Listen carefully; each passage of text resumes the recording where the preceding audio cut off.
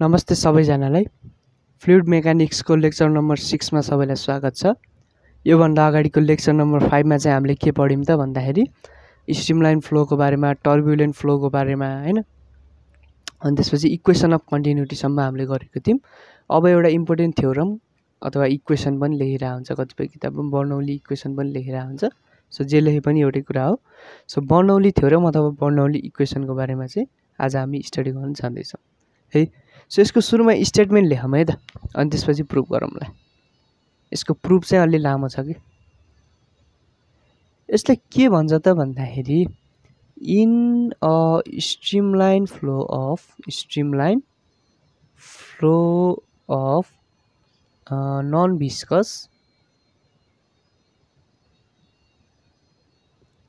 Viscous कस्तो हुनु पर्यो त, भिस्कस नभएको हुनु पर्यो। अनि त्यसपछि इनकम्प्रेसिबल हुनु पर्यो, इनकम्प्रेसिबल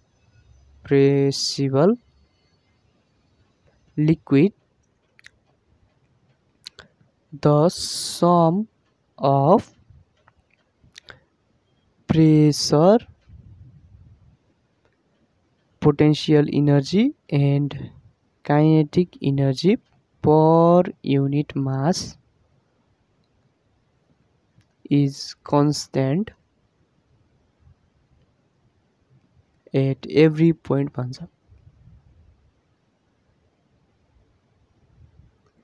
यो भन्नुको मतलब के हो त भन्दाखेरि एउटा कुनै पनि नन भिस्कस छ, भिस्कोसिटी नभएको लिक्विड छ, अनि त्यसपछि त्यसलाई कम्प्रेस गर्न नमिल्ने खालको लिक्विड छ र त्यसमा चाहिँ स्ट्रिमलाइन फ्लो भइरहेको छ। एउटा पाइप लिन्छु म, जस्तै कि यस्तो टाइपको एउटा पाइप छ लेट्स सपोज हैन।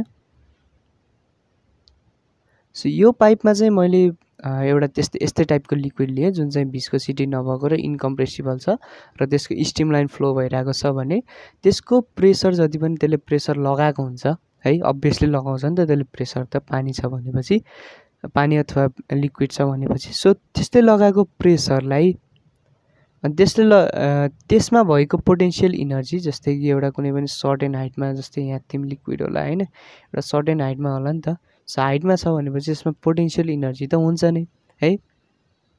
सो सर्टेन पोटेन्सियल इनर्जी त्यसमा छ अरे, त्यो पोटेन्सियल इनर्जी र त्यसमा भएको काइनेटिक इनर्जीलाई मैले यदि जोडिदिएँ भने जुनसुकै पोइन्टमा पनि, यो पोइन्टमा पनि हेर्दाखेरि, यो पोइन्टमा पनि हेर्दाखेरि, यो पोइन्टमा पनि हेर्दाखेरि, यो पोइन्टमा पनि हेर्दाखेरि, सबै पोइन्टमा हेर्दाखेरि के आउँछ अरे त, त्यसको भ्यालु एउटै आउँछ अरे अथवा कन्स्ट्यान्ट हुन्छ भन्छ है। एट एभ्री पोइन्ट है त, जुनसुकै पोइन्टमा पनि। ठिक छ। यो पर युनिट मास भनेको के हो त, मासले चाहिँ यो सबैलाई डिभाइड गर्ने पनि एउटै आउँछ भन्न खोजेको। सो यसलाई चाहिँ त्यति ध्यान दिनुपर्ने कुरो छैन। मेन कुरो चाहिँ हामीले यो बुझ्नु पर्यो है त, प्रेसर इनर्जी, पोटेन्सियल इनर्जी र काइनेटिक इनर्जी सबै जोड्दाखेरि के आउँछ अरे त भ्यालु, कन्स्ट्यान्ट आउँछ भनेर यो बर्नौली थ्योरमले भन्छ। अब यसको डेरिभेसन एकदम इम्पोर्टेन्ट छ है। सो त्यतातिर जाऊँ है त। अब चाहिँ हामी डेरिभेसनतर्फ लागौँ है त। भर्खरै मैले देखाएको थिएँ प्रेसर इनर्जी अनि पोटेन्सियल इनर्जी र काइनेटिक इनर्जीको सम चाहिँ के हुन्छ भनेर देखाएको त, कन्स्ट्यान्ट हुन्छ भनेर लेखेको हो। सो त्यसलाई चाहिँ हामी प्रुफ गरौँ है त। प्रुफ गर्नको लागि एउटा पाइप लियौँ, अघिको जस्तै लिँदा हुन्छ।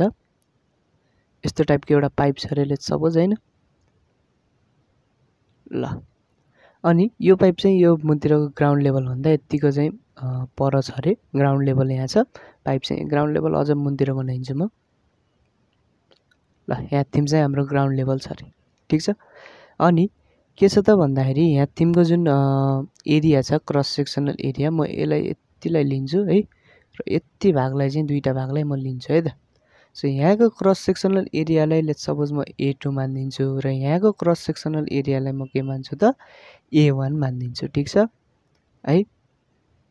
अब डेल्टा टी टाइममा है, डेल्टा टी टाइममा जति पानी चाहिँ भित्र छिरिरहेको हुन्छ हैन, त्यसको मास चाहिँ हामीले कसरी निकाल्न सकिन्छ त, यो लिक्विडको जुन डेन्सिटी छ, डेन्सिटीलाई चाहिँ हामीले केले मल्टिपल गरेर त, भोल्युमले मल्टिपल गरेर निकाल्न सकिन्छ। अनि त्यसपछि यो लिक्विडको पार्टिकलहरू जुन छ है, लेट्स सपोज यो पोइन्टमा चाहिँ V1 भन्ने भेलोसिटीले कुदिरहेको छ अरे, र यो पोइन्टमा चाहिँ V2 भन्ने भेलोसिटीले कुदिरहेको छ अरे है। अब के हुन्छ त भन्दाखेरि यो जुन सानो यो डिस्टेन्स छ नि, यो डिस्टेन्सलाई म d1 मानिदिन्छु। यहाँको यो सानो डिस्टेन्स छ, यसलाई म d2 मानिदिन्छु। ठिक छ। भेलोसिटी हामीले कसरी निकाल्न सकिन्छ त भन्दाखेरि भेलोसिटी भनेको त डिस्टेन्स अपन टाइम हुन्छ हो। सो v1 भनेको के हुने भयो त डिस्टेन्स, यसले d1 कभर गर्ने भयो र टाइम चाहिँ हामीले सपोज डेल्टा t टाइम लिन्छौँ है। अघि जस्तै अघि भन्नाले हाम्रो हिजोको भिडियोमा जस्तै हाम्रो के छ त भन्दाखेरि डेल्टा t हामीले टाइम लिन्छौँ। ठिक छ।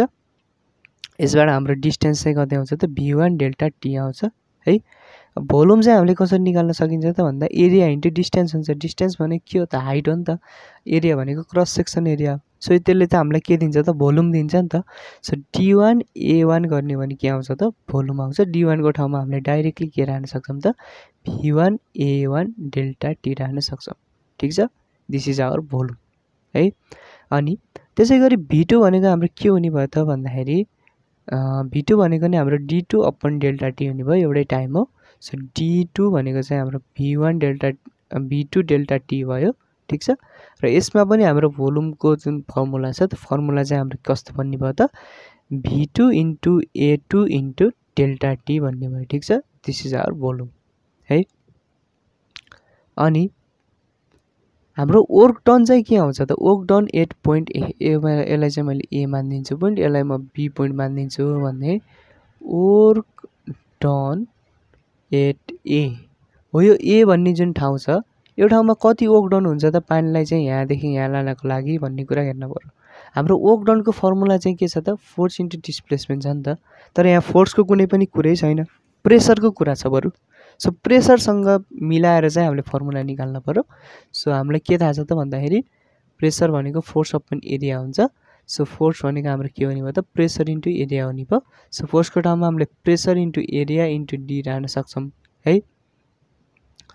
अनि एरिया इन्टु डिस्टेन्स भनेको के हो त भोल्युम हो। सो पिभी भनेको चाहिँ हाम्रो के हुने रहेछ त वर्क डन हुने रहेछ। सो वर्क डन एट ए चाहिँ हामीले कसरी निकाल्ने त पिभी वाला फर्मुला लगाएर।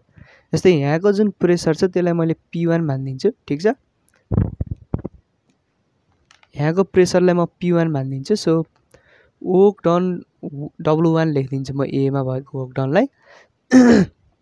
सो p1 इन्टु v1 हुने भयो है, सरी भोल्युम हुने भयो। अब p1 भनेको चाहिँ हाम्रो के छ त भन्दा p1 नै छ, यसलाई चाहिँ हामीले डिराइभ गरेको छैन। भोल्युमलाई चाहिँ हामीले डिराइभ गरिन्छ नि त। सो ए पोइन्टमा हाम्रो भोल्युम भनेको के छ त v1 a1 डेल्टा t छ। So this is our value of w1। त्यसै गरी चाहिँ w2 भनेको हाम्रो कति आउँछ त p2 v2 a2 delta t आउँछ। अब यो w2 काँडा आयो भन्नु होला तपाईँले, w2 भनेको यो पोइन्ट बीमा के 8b बी भन्ने पोइन्टमा पनि तपाईँले यही फर्मुला लगाउनु भयो भने र प्रेसरलाई चाहिँ p2 मानिदिनु भयो भने यस्तो टाइपको फर्मुला चाहिँ हामीले निकाल्न सकिन्छ। ठिक छ। अनि त्यसपछि यसमा चाहिँ टोटल वर्क डन अथवा नेट वर्क डन चाहिँ कति हुन्छ त नेट वर्क डन। यहाँबाट यहाँसम्म पुऱ्याउँदाखेरि नेट वर्क डन कति हुन्छ भन्ने कुरा निकाल्न पर्यो है। सो नेट वर्क डन निकाल्नको लागि हामीले के गर्नुपर्छ त भन्दाखेरि इनिसियल र फाइनललाई चाहिँ हामीले के गर्नुपर्छ माइनस गर्नुपर्छ। सो w1 माइनस w2 गरौँ। सो w1 भनेको हाम्रो के छ त p1 v1 a1 delta t minus w2 भनेको p2 v2 a2 delta t। ठिक छ। यसलाई मैले w मानिदिन्छु एकछिनको लागि।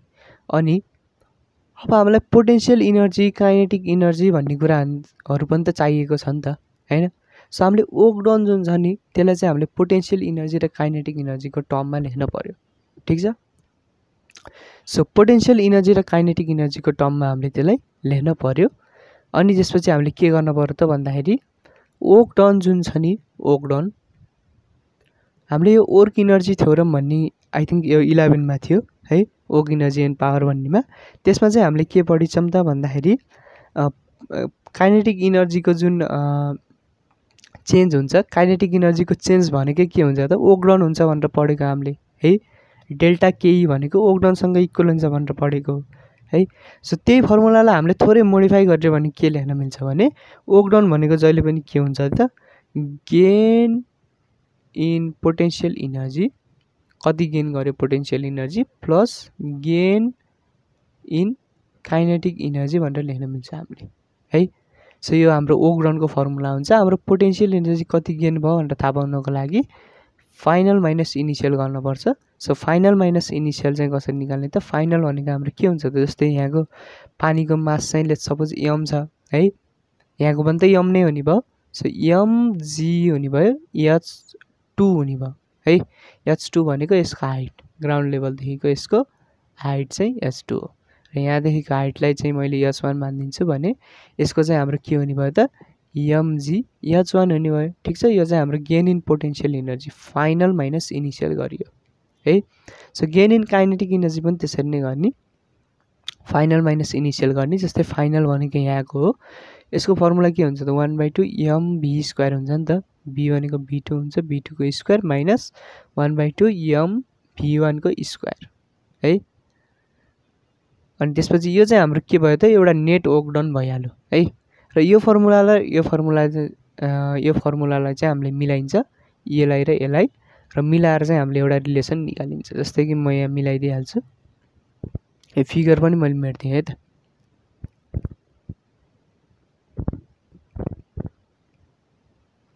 सो यसलाई र यसलाई चाहिँ मैले मिसाएँ भने के लेख्न मिल्छ त भन्दाखेरि माथिको इक्वेसनबाट p1 v1 a1 delta t minus p2 v2 a2 delta t भनेको के हुन्छ त भन्दाखेरि तलतिरको इक्वेसनबाट हाम्रो के छ त mgh2 minus mgh1 plus 1/2 mv2 square plus 1 minus 1/2 mv1 square. ठिक छ, यो भयो। अनि अब चाहिँ हाम्रो यो भनेको हाम्रो के हो त, यो दुईटा इक्वेसनलाई चाहिँ मिसाएर आएको इक्वेसन हो। अब चाहिँ माइनस भएको टर्मलाई उतातिर लगेर प्लस बनाइदिउँ। ठिक छ, यहाँबाट यो टर्मलाई चाहिँ हामीले उता लगिदिउँ। So p1 v1 a1 delta t भनेको चाहिँ हाम्रो के भयो त, अब यताको माइनसको टर्मलाई यता ल्याइदिउँ है। सो प्लस mgh1 अनि त्यसपछि के छ त प्लस 1/2 mv1 स्क्वायर भनेको चाहिँ हाम्रो के हुने भयो त, यो उता जाँदाखेरि यहाँ mgh2 पहिल्यै छँदैछ, 1/2 mv2 स्क्वायर पनि छँदैछ, त्यो उता जाँदाखेरि p2 v2 a2 delta t हुने भयो। ठिक छ,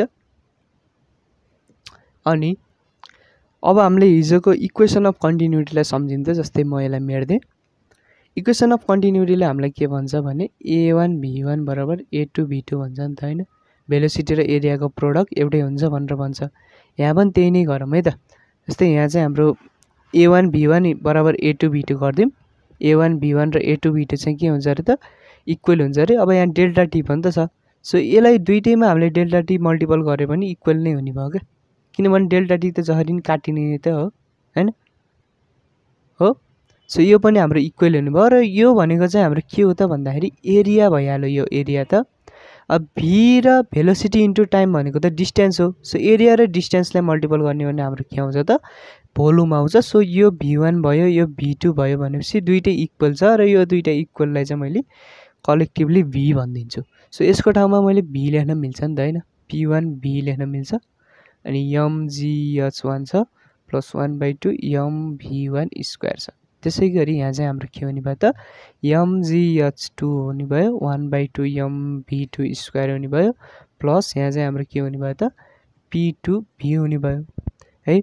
सो फाइनल र इनिसियलको इक्वल छ, यानि कि मैले भर्खर अघि बनाएको यस्तो टाइपको जुन पाइप थियो, यो पोइन्टमा र यो पोइन्टको जुन भ्यालु छ त्यो सबै एउटै आएको। यहाँ हेर्नु न त तपाईँले, जस्तै यो भनेको के हो त प्रेसर इन्टु भोल्युम हो नि त। यो भोल्युमलाई हामीले त्यति मानिन्न है, किनभने त्यो जसरी पनि इक्वलै हुन्छ क्या दुईवटा ठाउँमा। सो हामीले प्रेसरलाई मात्र हेरिन्छ। सो प्रेसर छ, ठिक छ, त्यसपछि हाम्रो पोटेन्सियल इनर्जी पनि छ, त्यसपछि हाम्रो काइनेटिक इनर्जी पनि छ। यो सबैलाई हामीले जोड्दाखेरि त के आयो त एउटा कुनै फिक्स भ्यालु आयो, र त्यो फिक्स भ्यालु चाहिँ हामीले यो यतापट्टिको पोटेन्सियल इनर्जी, यतापट्टिको काइनेटिक इनर्जी र यतापट्टिको प्रेसरलाई जोड्दा पनि सेम नै भ्यालु आयो। भन्नुको मतलब के हो त भन्दाखेरि प्रेसर अनि त्यसपछि पोटेन्सियल इनर्जी र काइनेटिक इनर्जीको जुन सम छ, सम त के आउने रहेछ त कन्स्ट्यान्ट आउने रहेछ। यही नै त भन्न खोज्यो यसले। भनेपछि हामीले के प्रुफ गरियो त बर्नौली थ्योरमले काम गर्दो रहेछ भन्ने कुरा प्रुफ गरियो।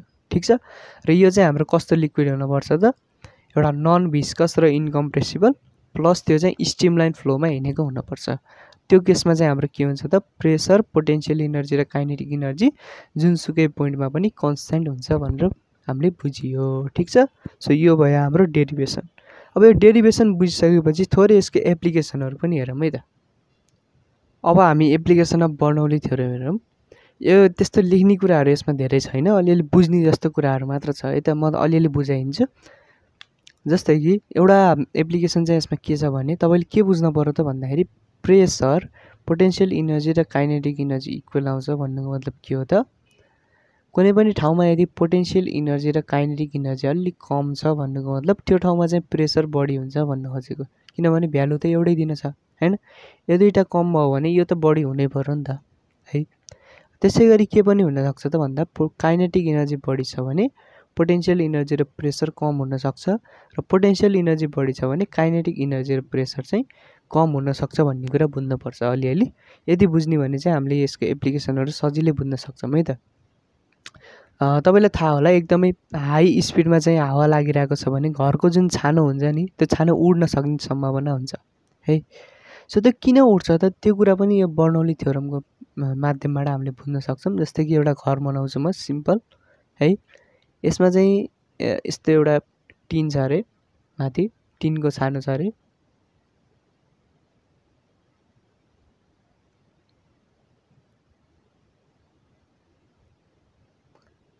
टिनको अलिअलि डिजाइन नै बनाइदिएँ मैले ल। यो चाहिँ एउटा टिनको छानो हो अरे क्या ल होइन। अब यो टिनको छानो त छ, अब एकदम मजाले चाहिँ हावा लाग्यो भने त्यो छानो उड्छ नि त, उडेर माथितिर जान्छ नि त।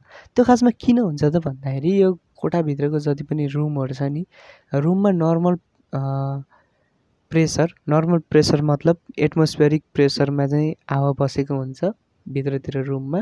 किनभने बाहिरबाट जुन हावा लागिरहेको हुन्छ, हाई स्पिड विन्ड हुन्छ नि त यसमा त होइन, हाई स्पिड विन्ड हुन्छ। यो हाई स्पिड विन्ड चाहिँ के हुन्छ त यसमा माथि लागिरहेको हुन्छ, तर घरभित्रको जुन विन्ड छ अथवा घरभित्रको जुन हावा छ त्यो हावाको जुन स्पिड छ, स्पिड त एकदम लो नै छ होइन, त्यसरी चलिरहेको छैन। भनेपछि स्पिड लो हुनु भनेको के हो त, काइनेटिक इनर्जी लो हुनु हो नि त है। अब पोटेन्सियल इनर्जीको यहाँ कुरा छैन, काइनेटिक इनर्जी लो छ भने यसमा प्रेसर चाहिँ एकदम हाई छ कि, मतलब कि यो जुन भित्रको जुन हावा छ यो हावाले चाहिँ माथितिर मजाले प्रेसर लगाइरहेछ। ठिक छ। र नर्मल कन्डिसन जति बेला चाहिँ हावा नलागिरहेको हुन्छ त्यति बेला माथिको पनि त स्पिड हुन्न, माथिको हावाको पनि। सो माथिको हावाले नि उत्तिकै मजाले चाहिँ तलतिर भनौँ न त्यो टिनलाई चाहिँ तलतिर धकेलिरहेको हुन्छ। यो टिनलाई चाहिँ यत्तिकै हावाले चाहिँ तलतिर चाहिँ प्रेस गरिरहेको हुनाले अथवा प्रेसर चाहिँ यो दुईटा इक्वल भइरहेको हुनाले यो चाहिँ ब्यालेन्स कन्डिसनमा हुन्छ, टिन चाहिँ त्यस्तो उड्ने सुड्ने हुँदैन। तर जब चाहिँ माथि हाई स्पिडमा जान्छ नि विन्ड, यो हाई स्पिडमा जानु भन्नुको मतलब के हो त भन्दाखेरि काइनेटिक इनर्जी बढ्नु हो। काइनेटिक इनर्जी बढ्यो भने प्रेसर चाहिँ घट्छ, यानि कि बाहिरको प्रेसर घट्यो, अब भित्रको प्रेसर त बढी भयो। अब भित्रको प्रेसर बढी भएपछि के हुन्छ, त्यो टिनलाई चाहिँ माथितिर उचाल्न खोज्छ क्या भित्रको हावाको प्रेसरले होइन। अनि माथितिर उचाल्न खोज्छ र थोरै माथि उचालियो भने यही हावाले चाहिँ धकेलेर टिन चाहिँ उडाइदिन्छ। ठिक छ। सो यसरी चाहिँ टिन उड्छ क्या है, अलिअलि बुझ्ने भने। अब टिन त आफ्नो ग्राभिटीको कारणले पनि मजाले अड्डिरहेको हुन्छ हुनलाई, तर पनि अलिअलि रोल चाहिँ केसको पनि हुन्छ त, एयरको प्रेसरको पनि यसमा अलिअलि रोल हुन्छ है। यसको अर्को एप्लिकेसन पनि हेरौँ है त। यो बर्नौली थ्योरमको अर्को एप्लिकेसन चाहिँ घरकै चिम्नीमा पनि हामीले हेर्न सकिन्छ। चिम्नी भनेको जुन हावा जाने ठाउँ हुन्छ, नर्मल्ली चिम्नी भन्नाले कस्तो बुझ्नु भने एकदम सिम्पल भाषामा चाहिँ यो जुन धुवाँहरू बाहिर निक्लिने एउटा ठाउँ हो क्या। जस्तै गाउँघरमा पनि कहिलेकाहीँ बनाइरहेको हुन्छ नि त होइन, चुलो छ भने चुलोको यतातिर पाइप राखेर त्यहाँ चुलोको जुन धुवाँ छ धुवाँ चाहिँ बाहिर निक्लिने बनाएको हुन्छ नि त। सो मैले यही घरमा बनाइन्छ है त। जस्तै यहाँ चाहिँ एउटा चिम्नी छ मानौँ, यस्तो किसिमको चिम्नी छ। अब चिम्नीबाट हावा किन बाहिर जान्छ त होइन, ठिक छ नि, बाहिरको हावा भित्र नआएर है, भित्रको हावा बाहिर किन जान्छ त भन्ने कुरा पनि हुन्छ। अब त्यो कुरालाई एउटा कुराले पनि पहिले प्रुभ गरिसकेको छ, जस्तै कि तातो हावाको डेन्सिटी कम हुन्छ, डेन्सिटी कम भएर माथितिर उडेर बाहिर जान्छ भन्ने कुरा त ट्रु नै हो, यसले पनि रोल खेलिरहेको हुन्छ। तर यसमा बर्नौली थ्योरमको पनि अलिअलि रोल हुन्छ है त। जस्तै कि बाहिरको जुन हावा हुन्छ नि त्यसको स्पिड के हुन्छ त, स्पिड अलि बढी हुन्छ नि त भित्रको हावाभन्दा त, अभियसली बढी नै हुन्छ क्या बाहिरको जहरिनी, किनभने बाहिरको हावा अलिअलि मुभमेन्ट गरेर आएको हुन्छ, हल्का फुल्का विन्डहरू पनि त्यसमा देख्न सकिन्छ हैन। सो बाहिरको हावा चाहिँ कम्पेरिटिभली हेर्ने हो भने भित्रको हावाभन्दा के हुन्छ त स्पिड चाहिँ बढी हुन्छ। सो स्पिड बढी छ भने बाहिरको हावामा के छ त प्रेसर चाहिँ एकदमै कम हुन्छ हो, प्रेसर चाहिँ एकदम थोरै दिन सकिन्छ। र भित्रको हावामा के हुन्छ त प्रेसर एकदम बढी हुन्छ। अब प्रेसर बढी भएको हुनाले त्यो जुन धुवा छ धुवालाई चाहिँ माथि माथि पेलिदिन्छ, माथि पेलेपछि बाहिरतिर धुवा निक्लिन्छ, ठिक छ। सो यसरी पनि हामीले के हेर्न सकिन्छ त बर्नौली थ्योरमको एउटा एप्लिकेसन चिम्नीमा पनि हेर्न सकिन्छ है। अब यो बर्नौली थ्योरम प्रुभ भयो, स्टेटमेन्ट हेरियो, एप्लिकेसन पनि एक दुईवटा हेरियो। अब यसको अलिअलि लिमिटेसन पनि छ क्या, लिमिटेसनलाई हेर्दिउँ है त। लिमिटेसन अथवा ड्रब्याक भनौँ, बर्नौली थ्योरमले कुन कुन कुरा चाहिँ एक्सप्लेन गर्न सकेन अथवा कुन कुन कुरामा चाहिँ बर्नौली थ्योरम चुक्यो त है, त्यो कुरालाई हामीले हेरौँ है त। सो बर्नौली थ्योरमको लिमिटेसन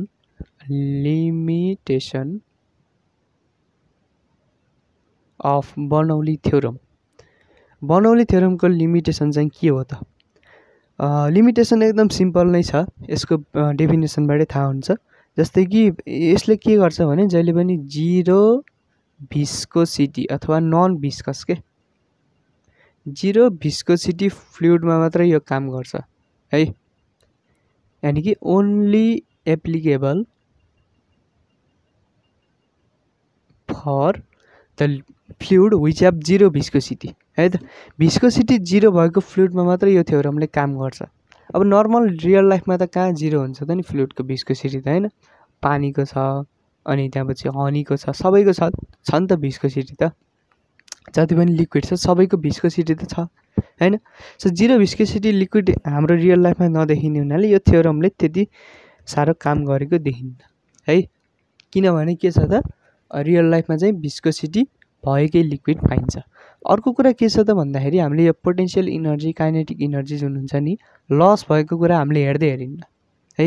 अघि मैले डिराइभ गर्दा पनि के थियो त यो पोटेन्सियल इनर्जी काइनेटिक इनर्जीको लसहरूको कुराको बारेमा मैले हेर्दै हेरिनँ। तर रियल लाइफमा त के हुन्छ त लस हुन्छ नि त, एउटा हिट इनर्जी अथवा सानो चाहिँ नि साउन्ड इनर्जी, त्यसमा त लस भइरहेको हुन्छ नि त इनर्जी। त्यो लस भएको इनर्जीलाई हामीले के नै गरिन्न त त्यो अकाउन्टमा नै लिन्न क्या, मतलब कि त्यो कुरालाई हामीले नेग्लेजिबल गरिन्छ है, नेग्लेक्ट गरिन्छ। तर रियलमा हेर्ने भने के हुन्छ त हाम्रो पोटेन्सियल इनर्जी र काइनेटिक इनर्जीको अलिअलि इनर्जी चाहिँ हाम्रो साउन्ड इनर्जी हैन, अनि त्यसपछि हिट इनर्जी, यसमा चाहिँ हाम्रो लस भएको देखिन्छ, ठिक छ ल। अनि हामीले अर्को कुरा पनि के हेरिन्छ भने यो लिक्विडको फ्लोको रेटलाई चाहिँ हामीले कन्स्ट्यान्ट नै लिइरहेको हुन्छौँ है।